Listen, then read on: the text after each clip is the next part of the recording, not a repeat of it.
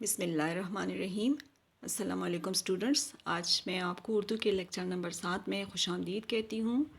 آج ہم دوبارہ سے جو ہے سبق غازی علم دین شہید جو ہے وہ پڑھیں گے، یعنی مطلب اس کو جاری رکھیں گے، اس کا بقیہ حصہ جو کہ صفحہ نمبر 9 پر ہے۔ کل جو ہم نے جو لیکچر نمبر 6 میں پڑھا تھا، اس کے بعد ہم نے آگے اس کو کنٹینیو رکھنا ہے۔ صفحہ نمبر 9 کھولیں اور ہاتھ میں سب کے پینسل ہونی چاہیے۔ یہ دیکھیں صفحہ نمبر 9، پیراگراف دیکھیں سٹارٹ۔ فرسٹ پیراگراف دیکھیں، قیام پاکستان سے قبل پہلے، یعنی جب ابھی پاکستان نہیں بنا تھا تو جب برصغیر پاک و ہند میں جو ہے مسلمان جو ہے وہ غلامی کی زندگی بسر کر رہے تھے، انگریزوں کے زیر تسلط تھے، تو اس سے پہلے جب برصغیر پاک و ہند کے مسلمان غلامی کی زندگی بسر کر رہے تھے اور انگریزوں سے آزادی حاصل کرنے کی خاطر ہاتھ پیر مار رہے تھے۔ ہاتھ پیر مارنا محاورہ ہے جس کا مطلب ہے کوشش کرنا۔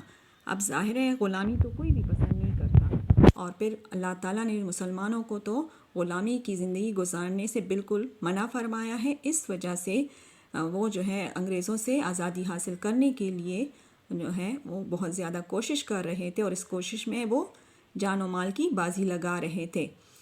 اسی دوران لاہور میں چونکہ انگریز جو ہے بہت زیادہ غم و غصے کا شکار تھے اور ان کے ساتھ ہندو بھی ملے ہوئے تھے، تو مسلمانوں سے بدلہ لینے کے لیے لاہور میں، یعنی ان کو غصہ دلانے کے لیے لاہور میں راجپال نامی ایک کتب فروش کتابیں بیچنے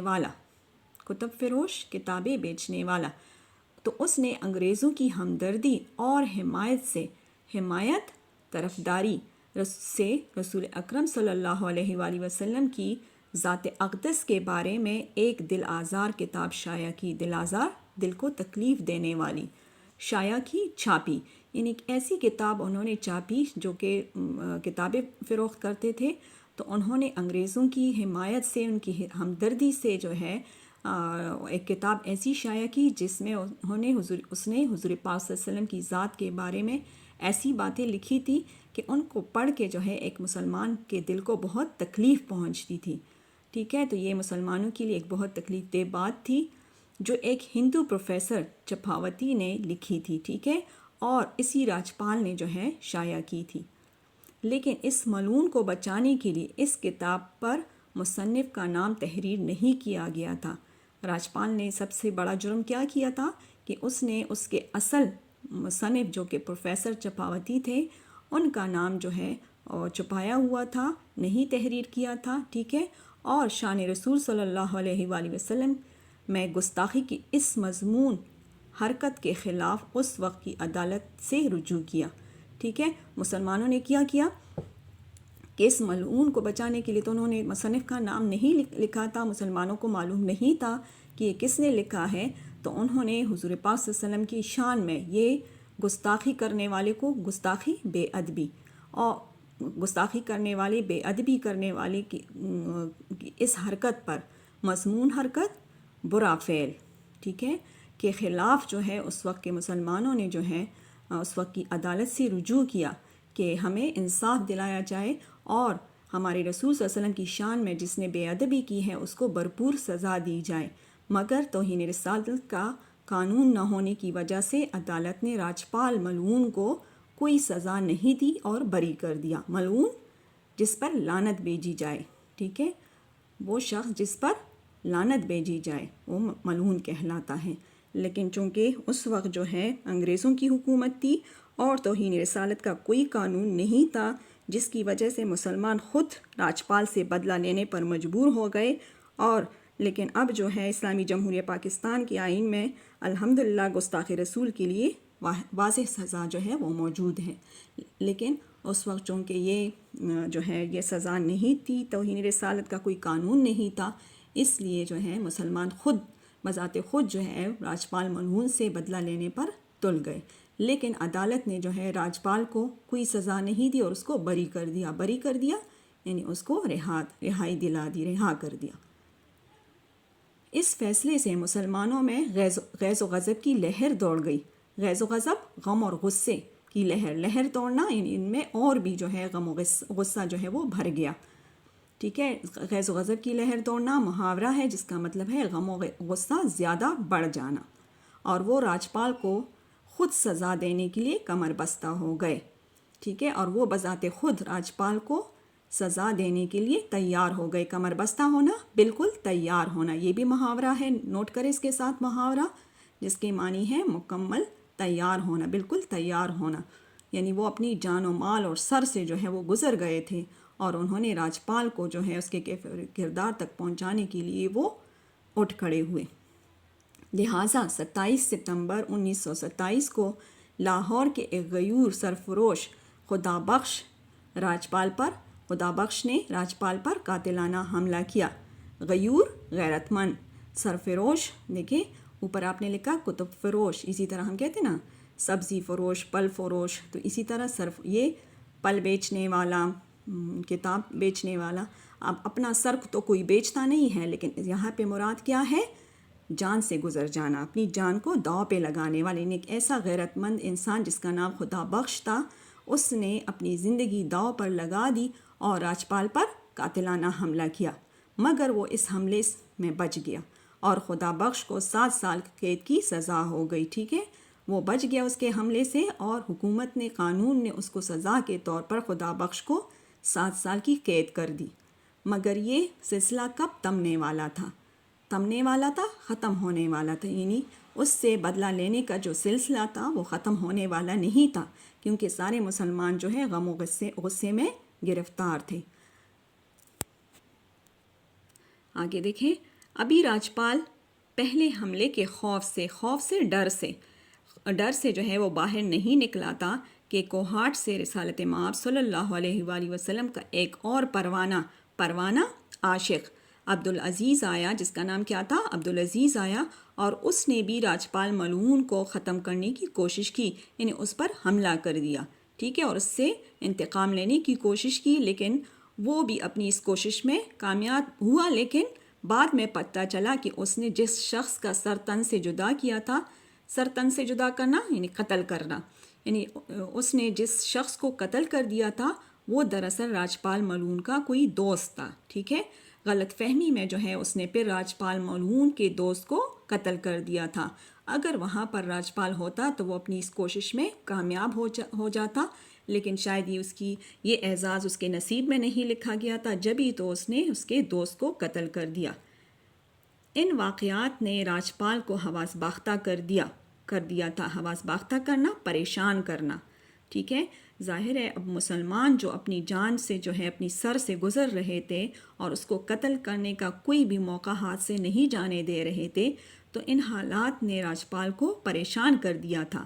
اس لیے وہ اپنی زندگی کی سلامتی کی خاطر انگریزوں کے سامنے گھٹنے ٹیک کر مدد مانگتا رہا، یعنی گڑ گڑا کر منتوں کے ذریعے جو ہے وہ انگریزوں کا اس نے سہارا لیا اور ان سے مدد کی اپیل کی. تاہم وہ ایک ایسے منجھدار میں پھنس چکا تھا جہاں پر ڈوبنا ہی اس کا مقدر تھا. منجھدار، بیچ میں سمندر کی بیچ میں جو لہریں ہوتی ہیں نا، جو گول گول گھومتی ہیں، جو گہرائی جس کا بہت زیادہ جس کی گہرائی ہوتی ہے. تو راجپال جو ہے یہاں پہ مراد مسلمان ہیں، منجھدار سے مراد مسلمان کی غیرت ہے. ٹھیک ہے، تو لیکن وہ مسلمانوں کی غیرت میں ایسا پنس چکا تھا، انتقام کی آگ میں ایسا پنس چکا تھا جہاں پہ ڈوبنا اور جلنا ہی اس کا مقدر بن گیا تھا. چاہے وہ جتنا بھی انگریزوں سے سہارا مدد مانگتا، لیکن اس نے قتل ہونا تھا، مرنا تھا، اور اس کی سزا اس نے پانی تھی. ٹھیک ہے، آخری 2 لائنز پہ آ جائے، پیج نمبر 9. ان 2 حملوں میں بچ نکلنے کے بعد وہ بہت محتاط ہو گیا تھا. اس کو پتہ لگ گیا تھا کہ مسلمانوں نے مجھے چھوڑنا نہیں ہے، لیکن وہ کہتے ہیں نا، آئی قضا کو کون ٹال سکتا ہے. ٹھیک ہے، اس کی قضا موت جو ہے وہ آئی ہوئی تھی اور وہ بھی مسلمانوں کے ہاتھ آئی تھی.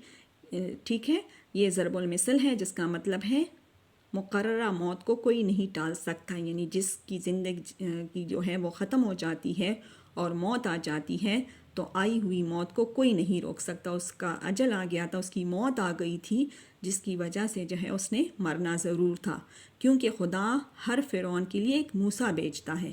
یہ ایک فارسی کا ضرب المثل ہے، اس کا ترجمہ ہے وہ ہے ہر فرعون راموسیٰ. ٹھیک ہے، یہ فارسی کا ہے، ہر فرعون راموسیٰ. یعنی ہر فرعون کے لیے اللہ تعالیٰ ہر زمانے میں کوئی نہ کوئی موسیٰ ضرور بھیجتا ہے۔ مطلب کیا ہے اس کا کہ جس طرح فرعون جو ہے بہت زیادہ ظالم و جابر بادشاہ تھا، اپنے دور کا اپنے آپ کو نعوذ باللہ خدا کہتا تھا، اور بہت زیادہ اپنے عوام پر جو ہے اس زمانے کے لوگوں پر جو ہے بہت زیادہ ظلم کرتا تھا، اللہ تعالیٰ نے اس کو سمجھانے کے لیے جو ہے بہت مواقع دیے۔ حضرت موسیٰ علیہ السلام نے جو ہے بہت سمجھایا، ہدایت کی طرف لانے کی کوشش کی، لیکن جب وہ کسی طریقے سے بھی نہیں مانا تو اللہ تعالیٰ نے پھر اس کو غرق کر دیا، اپنی طاقت اپنی جو ہے قوم سمیت جو ہے اس کو غرق کر دیا تھا۔ تو اسی طرح راجپال جو ہے اس کی موت آنی تھی مسلمانوں کے ہاتھوں، یعنی اس کے لیے اللہ پاک نے غازی علم دین شہید جیسے غیور عاشق رسول کو پیدا کیا تھا اس ملعون کو ختم کرنے کے لیے، ٹھیک ہے۔ تو ایک دن جب فرزندان توحید اسلام کے بیٹے یعنی مجاہدین اسلام کی طرف اشارہ ہے، ٹھیک ہے۔ تو ایک دن جب یہ مجاہدین اسلام جو ہے اپنے محبوب کے مجرم کے خلاف سراپا احتجاج تھے، یعنی جتنے بھی مسلمان تھے جو حضور پاک صلی اللہ علیہ وسلم کی محبت میں نکل کڑے تھے اور اپنے اس محبوب یعنی رسول پاک صلی اللہ علیہ وسلم کے مجرم کے خلاف جو ہے وہ سراپا احتجاج تھے، یعنی مخالفت کر رہے تھے، تو اس میں ایک نوخیز جوان نے یہ مصمم ارادہ کیا۔ تو ان لوگوں میں موجود ایک نوجوان تھا جس نے پکا ارادہ کیا، مصمم ارادہ، پکا ارادہ، مرکب توصیفی ہے، ٹھیک ہے۔ یہاں پہ نوخیز جوان جو ہے یہ بھی مرکب توصیفی ہے، ٹھیک ہے، کہ وہ کسی بھی قیمت پر اس گستاخ رسول صلی اللہ علیہ وآلہ وسلم کو کیفر کردار تک پہنچا کر ہی رہے گا۔ یعنی اس نے اپنے دل میں ہجوم میں یہ بھی موجود تھے غازی علم دین شہید، اس نے اپنے دل میں پکا ارادہ کر لیا کہ وہ ہر قیمت پر، چاہے اس کو جان کی قیمت کیوں نہ چکانی پڑے، اس گستاخ رسول کو یعنی رسول پاک صلی اللہ علیہ وسلم کی شان میں بے ادبی کرنے والے کو اس کے کیفر کردار تک پہنچا کر ہی رہے گا، کیفر کردار انجام تک، یعنی اس کے انجام تک پہنچا کر رہے گا، اس کو سزا دلوا کر رہے گا، اور پھر آخر کار اس ملعون کو ختم کرنے کی سعادت شمع رسالت کے پروانے غازی علم دین شہید کے حصے میں آئی۔ سعادت، خوش نصیبی، شمع رسالت یعنی حضور صلی اللہ علیہ وسلم کا عاشق جو پروانہ تھا، جو ہے یہ سعادت، اس کو ختم کرنے کی سعادت جو ہے وہ غازی علم دین شہید کو مل گئی، اور رسول اکرم صلی اللہ علیہ وسلم کی محبت میں سرشار ڈوبا ہوا۔ ایک دن جب وہ راجپال ملعون کی دکان میں داخل ہوا تو اس کی آنکھوں میں شدت جذبات کے باعث لہو اتر آیا تھا۔ لہو اتر آنا یہ محاورہ ہے جس کا مطلب ہے کہ انسان کو جب بہت زیادہ غصہ آتا ہے تو اس کا چہرہ بھی جو ہے وہ سرخ ہو جاتا ہے اور اس کی آنکھیں بھی سرخ نظر آتی ہیں، یعنی شدید غصے کے باعث جو ہے اس کی آنکھیں بہت زیادہ سرخ نظر آ رہی تھی، جیسے اس کی آنکھوں میں خون اتر آیا ہو۔ لہو اتر آنا محاورہ ہے، بہت زیادہ غصہ ہونا، ٹھیک ہے۔ اور پھر جو ہے آن ہی آن میں اس کی حفاظت کے لیے جو تعینات مقرر 2 ہندو سپاہیوں، 1 سکھ حوالدار اور اس کے 2 ذاتی ملازموں کی موجودگی میں دن دہاڑے دن کی روشنی میں اپنے خنجر سے اسے جو ہے وہ جہنم واصل کر دیا یعنی اس کو قتل کر دیا۔ اب ظاہر ہے کافر کا، مشرک کا جو ہے ٹھکانہ جہنم ہی ہوتا ہے نہ مرنے کے بعد۔ تو اس طرح اس نے اپنی ہی دکان میں اتنے سارے جو محافظ اس کی حفاظت کے لیے انگریزوں نے کھڑے کروائے تھے، ان کی موجودگی میں ہی دن کی روشنی میں سب کے سامنے اس کو قتل کر کے جہنم بھیج دیا تھا، ٹھیک ہے۔ اس اقدام پر یعنی اس فعل پر انہیں عدالت نے سزائے موت سنائی، مگر اس مرد حق کے ماتھے پر، مرد حق غیرت مند مرد کے ماتھے پر ایک شکن تک نہیں آئی، ماتھا پیشانی۔ اکثر جب ہم پریشان ہوتے ہیں، ٹھیک ہے، کسی چیز کی فکر ہوتی ہے، پریشانی ہوتی ہے، تو ہمارے پیشانی پر، ماتھے پر جو ہے سلوٹ پڑ جاتی ہے، شکن پڑ جاتی ہے، لیکن یہ بالکل تسلی اس کو تھی، آرام اور سکون اس کو مل گیا تھا دلی، اس وجہ سے ان کے ماتھے پر، پیشانی پر ایک بھی شکن موجود نہیں تھی، بلکہ وہ انتہائی پرسکون جو ہے وہ حالت میں نظر آ رہے تھے، بلکہ وہ انتہائی پرسکون انداز میں تمام حالات کا جو ہے مردانہ وار اس نے مقابلہ کیا، مردانہ وار بہادری کے ساتھ، پرسکون انداز میں، یعنی اطمینان بخش انداز میں، طریقے میں، اور مرکب توصیفی ہے، ٹھیک ہے۔ اس نے ان تمام حالات کا جو ہے بہت اطمینان کے ساتھ، سکون کے ساتھ جو ہے ان کا بہادری کے ساتھ مقابلہ کیا، اور ان کے مقدمے کی پیروی جو ہے قائد اعظم نے خود کی، لیکن اس کو جو ہے خوش قسمتی ہی کہہ لے یا جو بھی ہے، لیکن کیونکہ انہوں نے شہید ہونے کا رتبہ جو ہے پھر حاصل کر لیا تھا، مگر سزائے موت بحال رہی، یعنی ان کی جو پھانسی کی جو سزا تھی، موت کی جو سزا تھی، اس سے قائد اعظم بھی ان کو نہ بچا سکے۔ اور جب ان کو بچانے کی امید ماند پڑ گئی، امید ماند پڑنا محاورہ ہے جس کا مطلب ہے امید کم ہونا، ختم ہونا، اور جب ان کو موت سے بچانے کی امید جو ہے وہ ختم ہو گئی تو ان کو یہ مشورہ دیا گیا کہ وہ اس قتل کی ذمہ داری قبول کرنے سے انکار کر دے، ٹھیک ہے۔ تو پھر اپنے بڑے لوگوں نے جو ہے ان کو مشورہ دیا کہ راجپال کی قتل کی جو ذمہ داری ہے وہ انکار کر دے کہ میں نے اس کو قتل کیا ہے، لیکن انہوں نے ایسا نہیں کیا کہ میں نے حضور پاک صلی اللہ علیہ وسلم کی محبت میں، عشق میں سرشار ہو کر جو فعل میں نے کیا ہے، جو اقدام میں نے اٹھایا ہے، مجھے اس پہ فخر ہے، اور میں اپنے اس فخر کو ختم نہیں کرنے دوں گا، اور اپنی اس قدم سے جو ہے، اقدام سے جو ہے وہ پیچھے نہیں ہٹوں گا۔ اس لیے انہوں نے یہ کہہ کر انکار کر دیا کہ مجھے اپنے اس فعل پر فخر ہے اور میں کسی صورت بھی اس سے انکار نہیں کروں گا، ٹھیک ہے بچے۔ یہاں تک امید ہے کہ آپ لوگوں کو سمجھ آ گئی ہوگی۔ اس میں بھی جتنے مشکل الفاظ کے معنی ہیں، چاہے گرامر ہے، ٹھیک ہے، محاورے ہیں، وہ سارے آپ لوگوں نے نوٹ کیے ہوں گے، ٹھیک ہے۔